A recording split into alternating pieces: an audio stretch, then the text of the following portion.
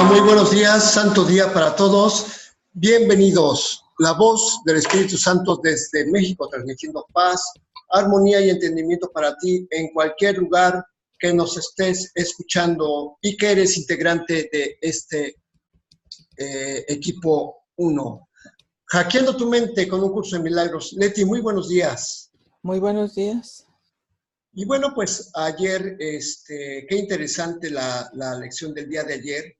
Y hoy nuevamente se va a volver a reiterar, porque sí es importante darnos cuenta que el mundo que vemos, todos mis pensamientos y significados me muestran un mundo sin significado. O sea, ¿dónde está el origen del mundo que vemos? Pues en nuestra mente. Y precisamente la lección de hoy nos vuelve a recordar exactamente esto, pero ahora de una manera más clara, más directa. Pero antes de ir a la lección de hoy, vamos a seguir recordando, como lo hacemos todos los días, las directrices que están en la introducción del libro de ejercicios. Así que, adelante, Leti, te escuchamos. El propósito del libro de ejercicios es entrenar a tu mente de forma sistemática a tener una percepción diferente de todas las cosas y de todo el mundo. Los ejercicios están diseñados para ayudarte a generalizar las lecciones, de manera que puedas comprender que cada una de ellas se aplica por igual a todo el mundo y a todo lo que ves. Y efectivamente, esto que dice de que las lecciones se aplican por igual a todo el mundo y a todo lo que ves, precisamente la lección de hoy hace esa, y bueno, en la de ayer también, estaban indicando precisamente esto. Ayer decía la lección que estuvieras pasando tu vista sin que durara más tiempo en algún lugar y aplicándole de una manera calmada y casual la lección de ayer. Bueno, pues es para que fueras viendo que se aplica igual a todo el mundo y a todas las cosas, a todo lo que ves. Y hoy, en la lección 12, vamos a ver que este mismo propósito está, y método está también indicado. Adelante, Leti.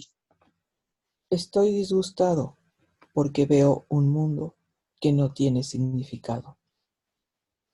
La importancia de esta idea radica en el hecho de que contiene la corrección de una importante distorsión perceptual. Piensas que lo que te disgusta es un mundo aterrador o un mundo triste, un mundo violento o un mundo demente. Todos estos atributos se los otorgas tú. El mundo de por sí no tiene significado. Estos ejercicios deben hacerse con los ojos abiertos. Mira a tu alrededor, esta vez muy lentamente. Trata de seguir un ritmo tal que el lento pasar de tu mirada de una cosa a otra sea a intervalos de tiempo bastante similares. No permitas que el lapso de tiempo empleado para pasar de una cosa a otra sea ostensiblemente más corto o más largo.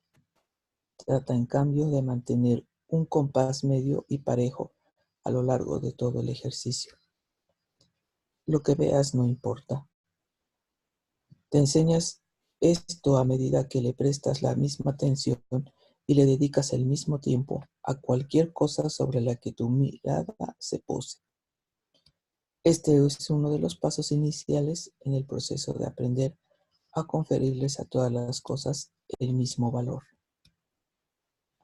A medida que mires a tu alrededor, di para tus adentros: creo ver un mundo temible, un mundo hostil, un mundo peligroso, un mundo triste, un mundo perverso, un mundo enloquecido. Y así usando cualquier término descriptivo que se te ocurra. Si se te ocurren términos que parecen ser positivos en vez de negativos, inclúyelos también. Podrías pensar, por ejemplo, en un mundo bueno o un mundo agradable. Si se te ocurren términos de esta índole, úsalos junto con los demás. Es posible que aún no entiendas por qué son esos adjetivos buenos forman parte de estos ejercicios, pero recuerda que un mundo bueno implica uno malo y uno agradable implica uno desagradable. Todos los términos que te vengan a la mente son adecuados para los ejercicios de hoy. Su aparente valor no importa. Asegúrate al aplicar la idea de hoy de no alterar la duración de los intervalos de tiempo entre lo que piensas que es agradable y lo que piensas que es desagradable. Para los efectos de este ejercicio, no hay diferencia alguna entre una cosa y otra. Al final de la sesión de práctica, añade, pero estoy disgustado porque veo un mundo que no tiene significado. Lo que carece de significado no es ni bueno ni malo. ¿Por qué entonces habría de disgustarte un mundo que no tiene significado? Si pudieses aceptar al mundo como algo que carece de significado y dejar que en lugar de lo que tú crees, la verdad se escribe en él por ti, ello te llenaría de una felicidad indescriptible. Pero precisamente porque carece de significado te sientes impulsado a escribir en él lo que tú quieres que fuese. Eso es lo que ves en él. Eso es lo que en verdad no tiene significado. Bajo tus palabras está escrita la palabra de Dios. La verdad te disgusta ahora, pero cuando tus palabras hayan sido borradas, verás la suya. Ese es, en última instancia, el propósito de estos ejercicios. 3 o 4 sesiones de práctica con la idea de hoy serán suficientes. Dichas sesiones no deben pasar de 1 minuto. Es posible que incluso 1 minuto te resulte demasiado largo. Suspende los ejercicios en el momento en que experimentes cualquier tensión. Estoy disgustado porque veo un mundo que no tiene significado. Y bien, pues como podemos ver, esta lección, y como lo ha dicho en varias partes el curso, está altamente personalizado, porque obviamente cada quien va a pensar de manera distinta en esta lección.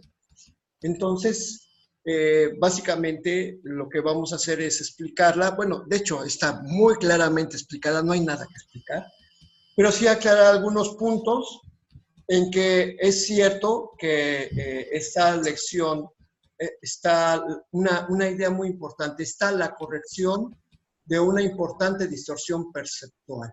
¿Por qué? ¿Qué es una perceptual? Quiere decir que viene de nuestra percepción.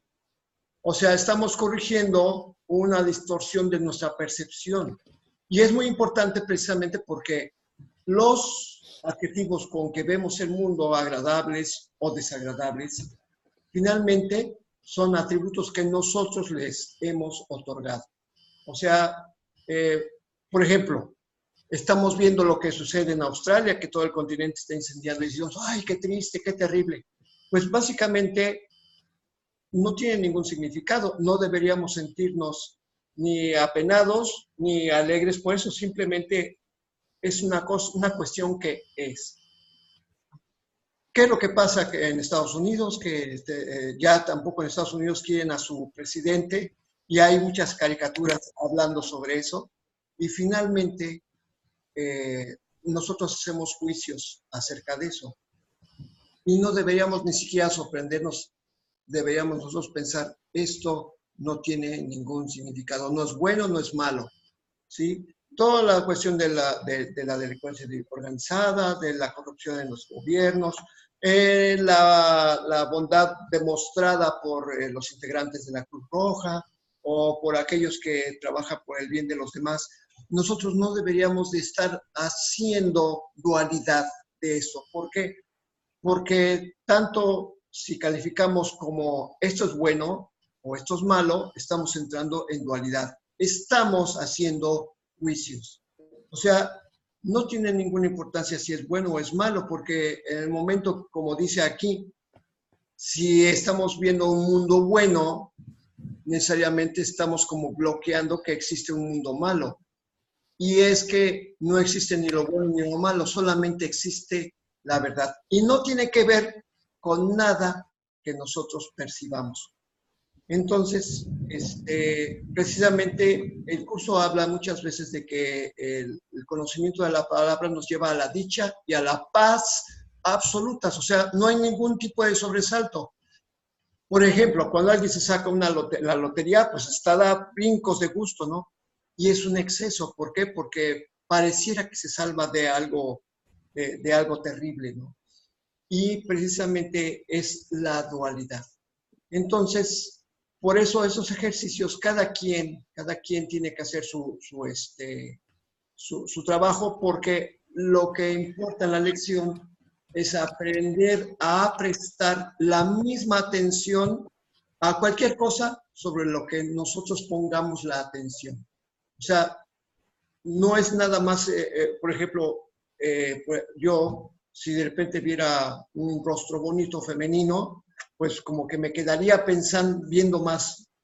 Y, o si estuviera viendo a un borracho, le quito un borracho vomitándose, como es un ejemplo que yo he puesto muy recurrente, inmediatamente quito la vista, ¿no? O sea, estoy haciendo juicios en ambos casos. Entonces, la lección hace que estemos siempre sin sobresalto, siempre, como decíamos, como de una manera casual, ¿sí? Dándonos cuenta que todos los juicios que le estamos dando son nuestras propias percepciones de acuerdo a las directrices que nosotros hemos impuesto al mundo que debe ser o no debe ser de una manera dada, tal como Leti lo ha dicho, es que de un lado es nuestra hoja blanca y del otro lado nuestra lista negra, ¿verdad, Leti? Pues sí, todos tenemos nuestra lista de, de cuestiones que deben ser. Entonces, a partir de ahí tenemos estos juicios. A partir de ahí vemos nuestro propio mundo. Cada uno tenemos nuestro mundo, que es el que hay que deshacer. Entonces, precisamente lo que decías es un ejercicio muy individual porque cada uno tenemos una perspectiva de lo que vemos. Algunos están angustiados por lo que está pasando en el mundo, otros por lo que está pasando en su comunidad, otros por lo que está pasando en su ciudad, en su familia, y así nos vamos recorriendo y todos tenemos una perspectiva de lo que vemos. Entonces eso es lo que trata de hacer este ejercicio, que no le demos la importancia porque nada de lo que veamos en el mundo o en nuestra familia o en nuestra persona tiene significado. Exactamente. Por eso dice que lo que carece de significado no es bueno ni malo. Entonces, ¿por qué entonces habrá de disgustarte un mundo que no tiene significado? Pues más bien al revés, ¿no? Si no tiene el mundo ningún poder de invocar alguna emoción en tu ser, pues entonces solamente existe la dicha. Y es que... Ahorita que dices de las emociones, perdón, pero ahorita que dices de las emociones, a todos nos puede impactar. Digo, a todos los que están muy atentos de las noticias, porque yo no me he enterado, pero los que están muy atentos sí les impacta y sí empiezan a percibir esas emociones. Cuando, como lo que dices de Australia, del gobierno de Estados Unidos, de la guerra, de todo esto, sí hay una emoción que, que inclusive te puede hasta a paralizar, ¿no? Porque puede ser muy intensa. O sea, esto es a cada quien cómo está percibiendo. Y eso exactamente es lo que hay que darse cuenta, esas emociones que sentimos cuando simplemente decimos mundo en guerra o mundo en paz. O sea, ¿qué emociones estás sintiendo cuando percibes este mundo, ¿no? O tu mundo, más bien. Exactamente. Lo acabas de decir de manera precisa. ¿Cómo percibes tu mundo? Y como hemos anotado varias veces, ¿cuál es el mundo que vienes a salvar? Pues precisamente El tuyo. el tuyo. O sea, claro, cuando ya, como decía Jesús, ¿cómo quieres quitar la paja en el ojo ajeno si no has retirado la viga que tienes en el tuyo? Pues primero tenemos que quitarnos lo que nos estorba la visión para ver el mundo como es en realidad, que no nos hace nada. Cuando hayamos salvado nuestro mundo, entonces tendremos la capacidad de poder ayudar a otros a corregir su propia perspectiva, pero, como dice el curso, primero tienes que tener una visión clara. Y para eso está este libro de ejercicios, para eso está el curso de milagros, básicamente. Entonces, esta sesión es igual a 3 o 4 sesiones de práctica, dice que serán suficientes. Dice que las sesiones no deben de pasar de 1 minuto. Y es posible que incluso 1 minuto te resulte demasiado largo. Pues sí, porque como vas a ir en contra de lo que de tus creencias, porque es lo que busca el curso, que vayas en contra de tus creencias, entonces dice que en cualquier momento que sientas desasosiego o tensión, no suspendas. ¿Sí? Entonces, y bueno, pues también porque no busca que como decíamos ayer, se convierta en una cantinela que estés ahí repitiendo sin ton ni son, o sea, que no se vuelva una costumbre, sino que tengas la atención lo más perfecta posible a la hora de aplicar la lección, o sea, que tengas tu mente abierta, no distraída, porque cuando estamos repitiendo, como decíamos ayer, las tablas, pues ya estamos como distraídos, como que es una cosa automática y no se busca que sea automático, sino que nos seamos conscientes, nos hagamos conscientes de que no nos debe sorprender lo que vemos, porque obviamente ahorita estás en tu casa y estás viendo las cosas a tu alrededor, pero como son varias aplicaciones, seguramente una de esas aplicaciones te va a agarrar en tu trabajo, otra en la calle, otra en la tienda o en el banco, y en ese momento vas a ver diferentes cosas que vas a tener que mantener tu visión durante un tiempo determinado, como dice aquí, ni más largo ni más corto, todo de alguna manera que sea un tiempo regular para que le apliques y entonces vas a ver cosas en el día a lo que le vas a tener que aplicar esta lección. O sea que estoy disgustado porque veo un mundo que no tiene significado y que tú eres el que le está poniendo este significado. Adelante, Leti. Pues sí, ya lo comentaste Okay, de la mejor manera. Si pues vas a leer el resumen. El resumen, sí, vamos con el resumen entonces de los encabezados que hemos visto últimamente. Solo veo el pasado, pues mi mente está absorbida con pensamientos del pasado. Por lo tanto, no veo nada tal como es ahora. Mis pensamientos no significan nada. Mis pensamientos sin significado me están mostrando un mundo sin significado. Estoy disgustado porque veo un mundo que no tiene significado. Pero ese significado es el que yo le he puesto. Adelante, nos vamos entonces ahora con la lectura del libro de texto. Ayer seguimos en el capítulo 8, el viaje de retorno, en la sección octava, el cuerpo como medio o como fin. Y ayer estamos viendo que el cuerpo de por sí no tiene ninguna función porque no tiene ningún fin. El cuerpo, tal como lo ve el ego, básicamente cree que todo lo que tenemos que hacer tiene que ser con un solo propósito, beneficiar al vehículo que estamos nosotros usando. Y sin embargo, dice que vemos que la enfermedad no tiene sentido y entonces es un despropósito del ego, ¿no? Porque el ego te dice, tienes que cuidar el cuerpo, pero el mismo ego hace que te enfermes y también el mismo ego te lleva hasta la muerte. Por eso, tendría sentido el cuerpo si su propósito fuera atacar y defenderse, y que tú fuera solamente consciente de que eres un cuerpo. Pero ¿qué es lo que hace que el Espíritu Santo dice que estas dos premisas no son reales? Tú no eres un cuerpo y por lo tanto no estás para atacar, sino para comunicar. Y entonces, cuando tú te das cuenta de este hecho, de la verdad, entonces la enfermedad no es posible, es inconcebible. Así que, ¿por qué la enfermedad? Es una forma de mostrar que eres frágil, que eres vulnerable, que tienes una extrema necesidad de depender de una dirección externa. Y bueno, pues el ego, pues muy acomedido, dice que, a ver, mi estimado Charlie, yo, tu ego, soy el que se va a encargar de salvarte. O sea, muy acomedido, ¿no?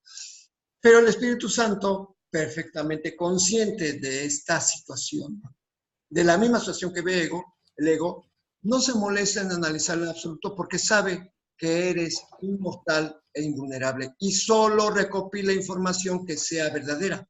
Así que no es necesario examinar todos los posibles resultados que las premisas del ego dan al lugar a fin de juzgarlos correctamente. O sea, de alguna manera ya hemos dicho que los millones de posibilidades posibles que te ofrece el ego para una situación dada, no tiene sentido hacerlas porque todas te van a conducir al mismo lugar, a la muerte.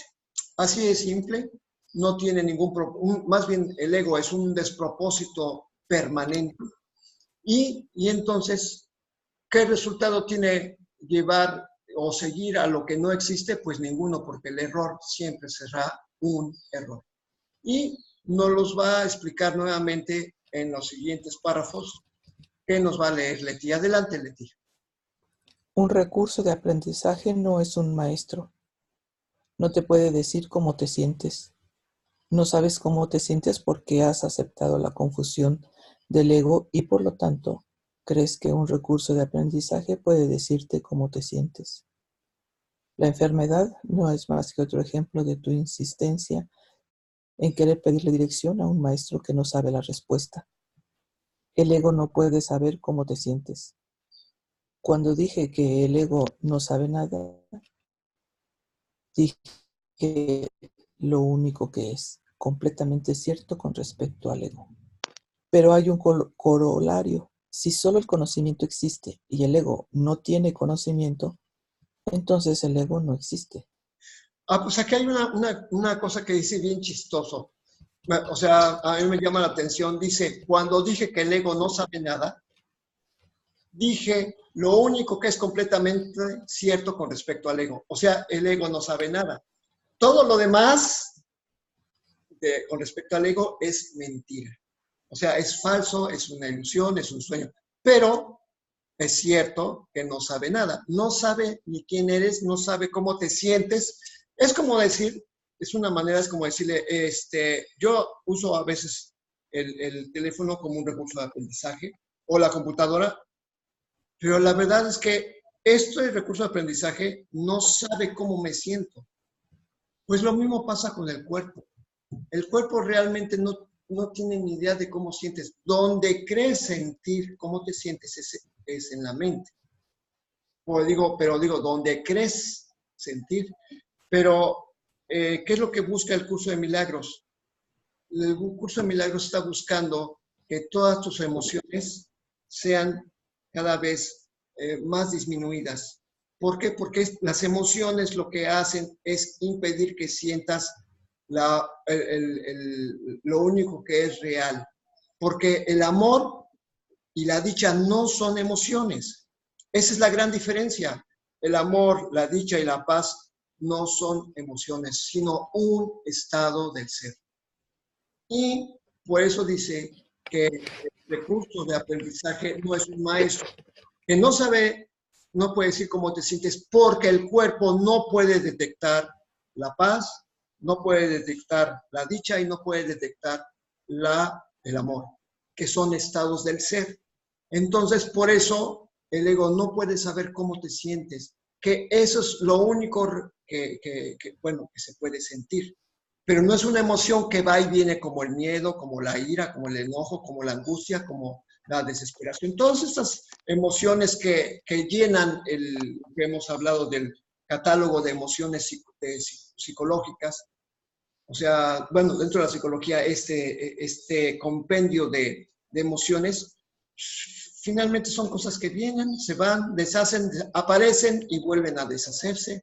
O sea, eh, son evanescentes, no son cosas que permanezcan. ¿Y qué es lo que busca el curso? Lo que busca es que experimentes lo único que es real, el estado del ser. Y bueno, pues precisamente Nada esto. más, permíteme, nada más quería comentar acerca de las emociones. Las emociones son lo que percibimos a partir del cuerpo. Entonces, pues, todas las emociones vienen a partir de la ilusión, porque el cuerpo no existe.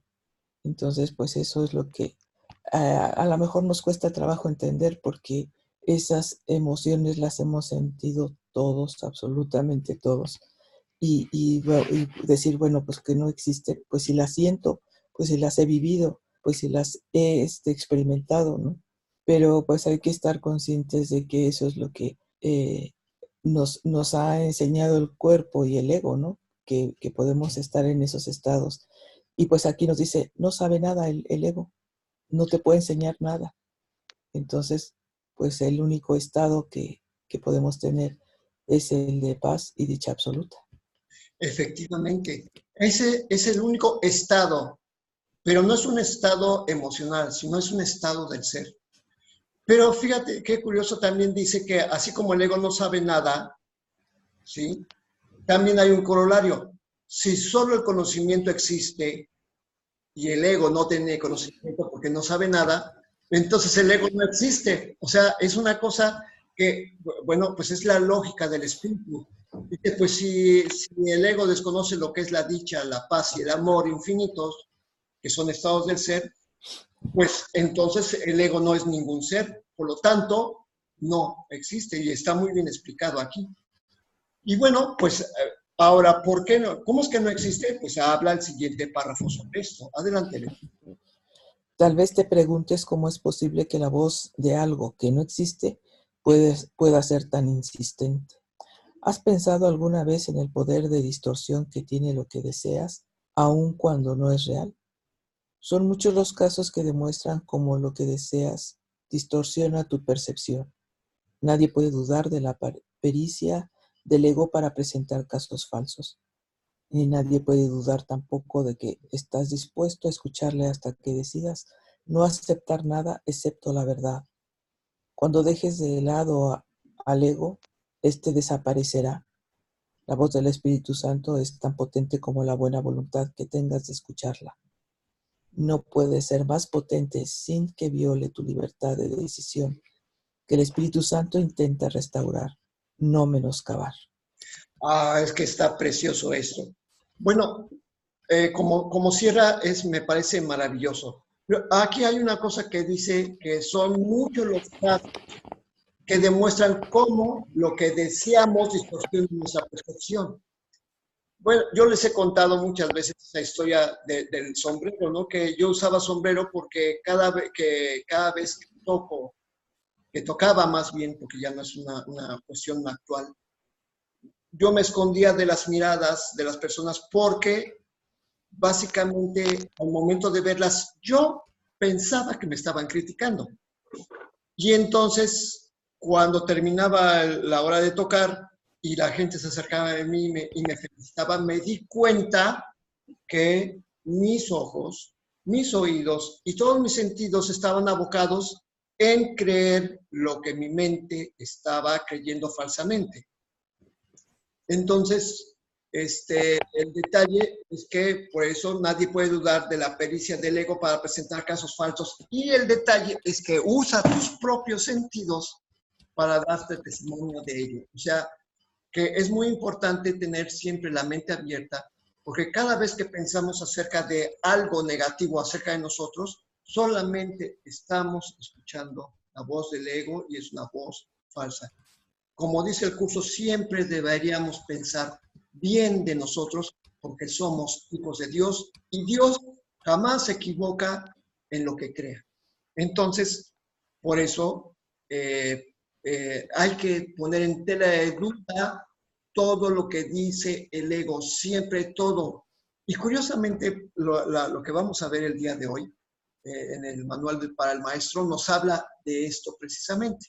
Pero antes de pasar al manual del maestro, dice que la voz del Espíritu Santo es tan potente como la buena voluntad que tengas de escucharla. O sea, puedes tener tú a la verdad infinita atrás de ti hablándote, pero si tú no estás dispuesto a escucharla, su poder inmenso jamás va a poder ayudarte porque tú no se lo permites. Por eso, no puede ser más potente sin que viole tu voluntad de decisión. Así que tú eres el que decide si quieres escuchar la verdad, porque el Espíritu Santo no está menoscabando tu libertad de decisión, sino al contrario, la está tratando de restaurar, de volver a que sea el único estado en tu mente, de total libertad. Y bueno, pues Leti, ¿quieres comentar algo? Sí, solo que decías que lo que escuchas del ego, que te va a decir pues lo que no eres, pero a veces no lo identificamos de esta manera.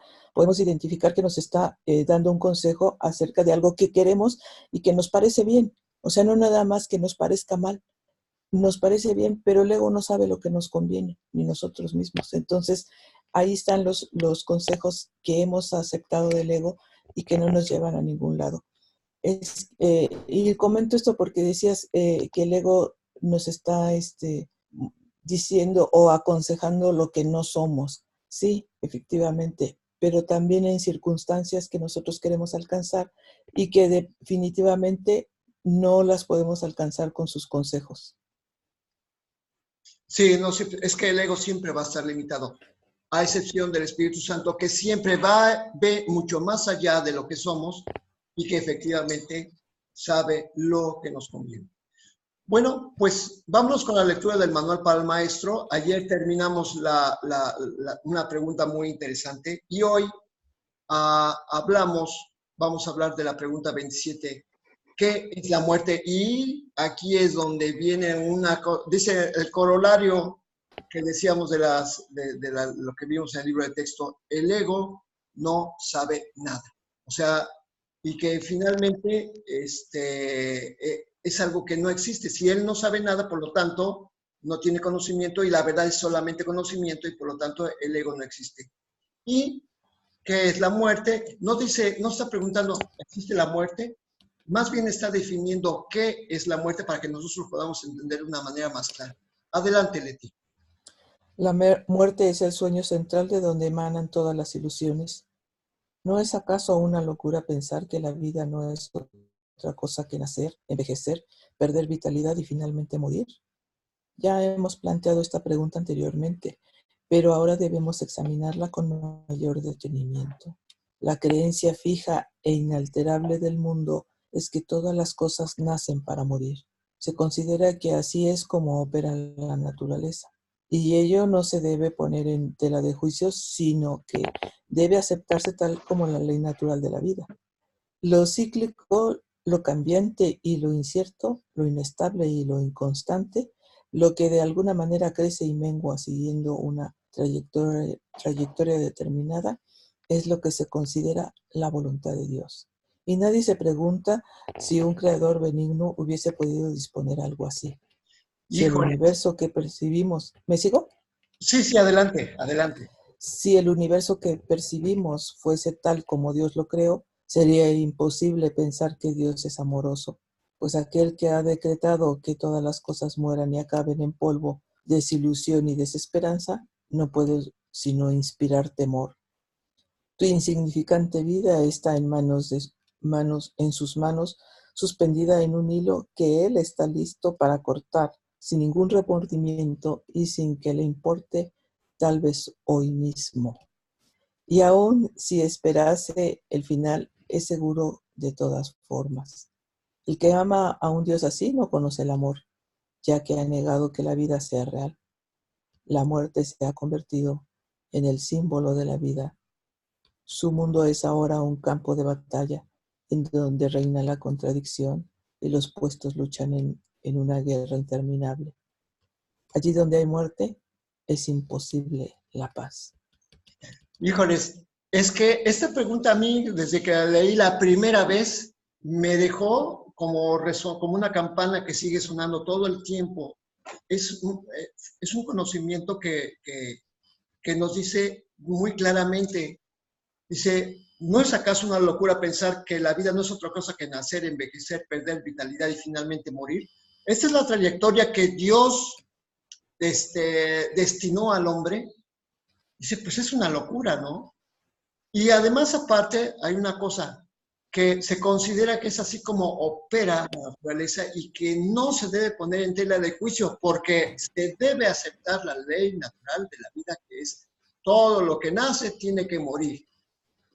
Y aquí nos dice tan claramente, nadie se pregunta si un creador benigno hubiese podido disponer algo así. Es que está expresado tan claramente, con tal maestría, que yo digo que cualquier defensor de la muerte hasta se pone a dudar, ¿no? Porque dice, oye, sí es cierto, realmente, o sea, ¿qué es la muerte? Pues nada más es una demostración de un sueño, como dice al principio, es el sueño central donde emanan todas las ilusiones, porque ¿cuántas veces hemos dicho que todo conduce a la muerte? Si tú te preguntas, ¿para qué? ¿Para qué? ¿Para qué? Estás haciendo que el ego responda y resulta que siempre responde de una manera demente y te lleva hasta la muerte. Y nadie se pregunta si de veras la vida, o sea, es que la vida al momento de que la vemos que tiene muerte, entonces no es cierto que existe la vida, solamente existe la muerte. Y además parece que hay un Dios que decreta en qué momento naces y en qué momento mueres. Y además, aparentemente, tiene hasta un ángel que hace la tarea sucia de ir a matarte, ¿no? Y es una cosa bien curiosa, que obviamente visto desde la realidad de la verdad, pues no tiene ningún sentido. Finalmente no tiene un sentido porque pues no existe. Entonces, pues la verdad es que hay que repasar esto, hay que leerlo. Tú que si es la primera vez que lo lees, hay que leer esto varias veces para entenderlo, que no tiene sentido el pensamiento de la muerte, porque es imposible, puesto que Dios solamente es vida. Y bueno, pues nos queda escaso un par de minutos. Leti, si quieres agregar algo, adelante. Bueno, nada más un poco acerca de lo que estamos leyendo, que pues estos dos párrafos que acabamos de leer, o uno, ¿no?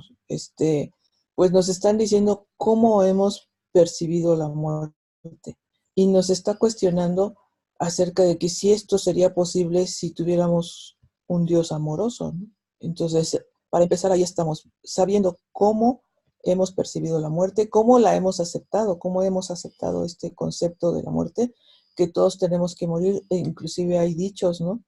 De todo se puede remediar menos la muerte. Entonces, tenemos muy, muy claro que todos vamos a morir y lo hemos aceptado sin preguntarnos si esto es posible. Entonces, estos dos párrafos nos están pues ayudando a reflexionar sobre esto. ¿Es verdad? ¿Es posible que podamos morir de esta manera? Y de la manera en que se pinta aquí a un Dios que está decidiendo por tu vida, pues ahí es donde hay que reflexionar. O sea que un Dios así provoca temor, ¿no? Y no en balde, por ejemplo, en varias partes de la Biblia dice el temor de Dios. O sea, ten temor de Dios. Oye, mira, qué pena que diga eso. Más bien, ten esperanza en Dios, porque Dios no pudo haber creado un cuerpo para que tú murieras. Más bien, creó a su Hijo como un espíritu y que siempre está habitando en el corazón de su mismo Padre. Así que, pues, con este pensamiento santo, porque así es, vivimos en el corazón de Dios y nada puede impedir ni nos puede sacar de allí, despedimos la transmisión diciendo como todos los días, adelante Leti. Dios en tu mente, Dios en mi mente, Dios en toda mente, eternamente. Hasta mañana. Hasta mañana.